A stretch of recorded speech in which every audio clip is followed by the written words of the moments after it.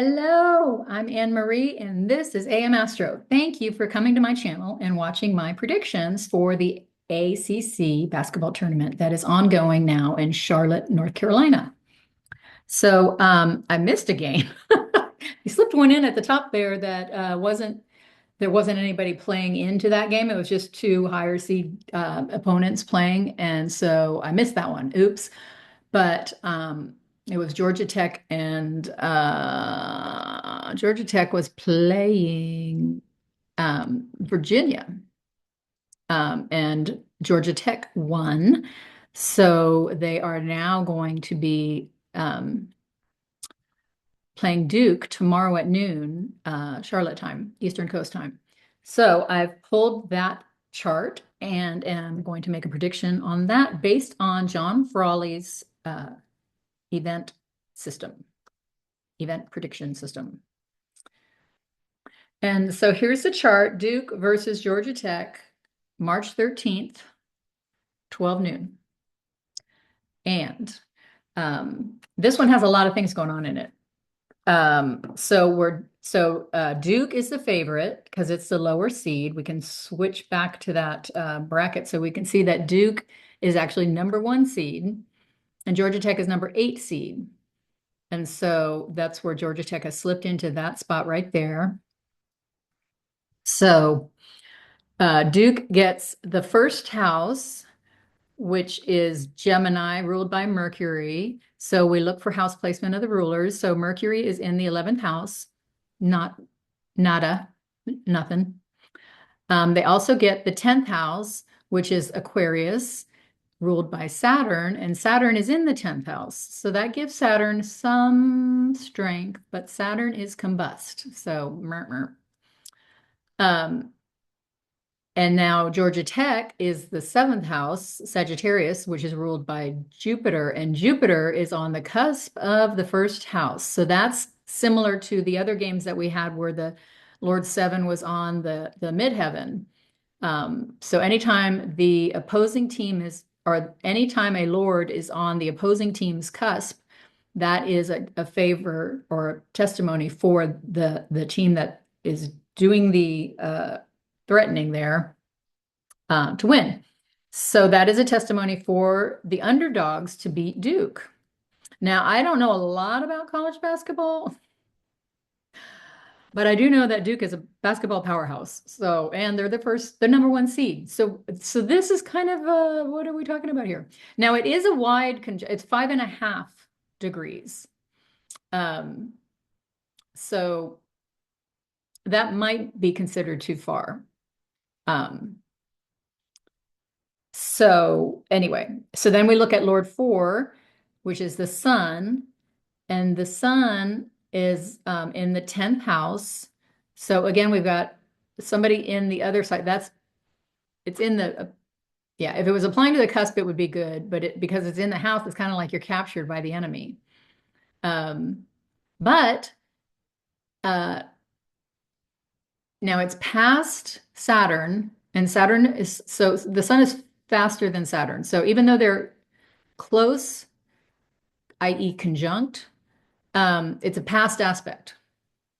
Now Saturn is combust because of the closeness to the sun. So it harms Saturn, but it's not hurting the sun. The sun is conjunct the north node, but it is 4.5, 4 and a little less than half degrees away. So that, again, it might be too far, but being conjunct the north node is a good thing. So that's a tick on the favored of the underdogs again. So we've got some could be really big deals, but there might be a little wide in the orb range. Okay, now the Antisha for these, I've took notes, so we're just going to stay here. We're not going to go look at the chart that note.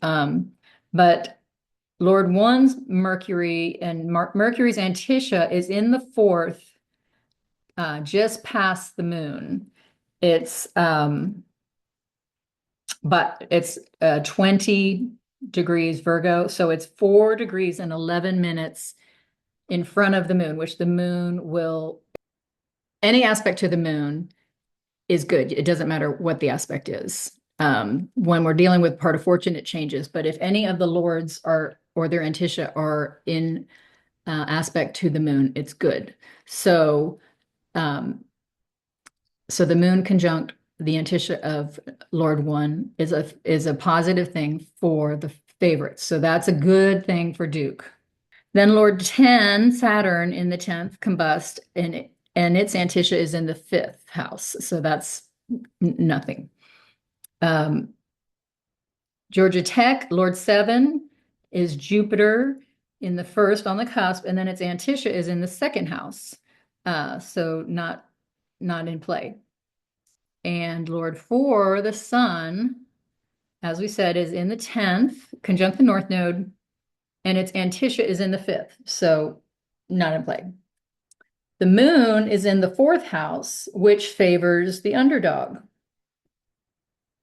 Its antitia is in the 11th, so not in play. Part of fortune, we don't look at the bodily placement of part of fortune, we look at the antitia. And so the antitia is in the 8th house. So it's 16, 17 Capricorn. So over here. Okay, so then aspects would be the next thing that we look at, and we have a lot of them. As I said, the moon is conjunct Lord One's antitia, but it's 4 degrees and 11 minutes away from that applying aspect. The moon is actually in a trine, as I just said. The antitia of the part of fortune is 17 something in Capricorn. And so the moon is in a trine to the antitia of the part of fortune. And when the moon is conjunct, trine, or sextile fortuna, it is, or its antition, it favors the favorites. So that's a big plus for Duke. And then I already talked about Jupiter on the cusp of the 1st house. And I talked about the Sun, Lord 4, conjunct the North Node. But again, that's wide orb. Jupiter is a wide orb. Those are 2 really good things that would speak towards that would speak towards Georgia Tech winning.